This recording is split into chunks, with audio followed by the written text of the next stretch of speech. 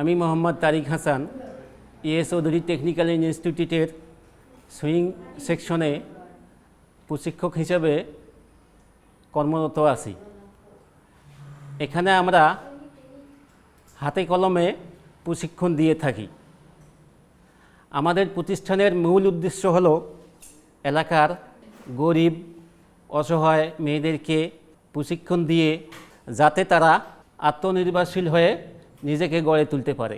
আমাদের প্রতিষ্ঠানে এখানে থাকার সুযোগ সুবিধা আছে, আবার যাতায়াতের জন্য দূর দূরান্ত থেকে যারা আসে গাড়ির ব্যবস্থাও আছে।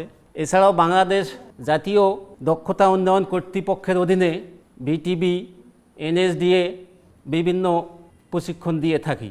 3 মাস 6 মাস মেয়াদি প্রশিক্ষণ দিয়ে থাকি। এতে করে তারা সরকারি কিছু অর্থনৈতিকভাবে স্বাবলম্বী এখান থেকে আমরা দিয়ে থাকি। এই টাকার বিনিময়ে এরা এখান থেকে বাসায় গিয়ে মেশিন ক্রয় করতে পারে। এই মেশিন দিয়ে ওরা বিভিন্ন প্রতিষ্ঠান থেকে কাজ নিয়ে এসে বাসায় করে।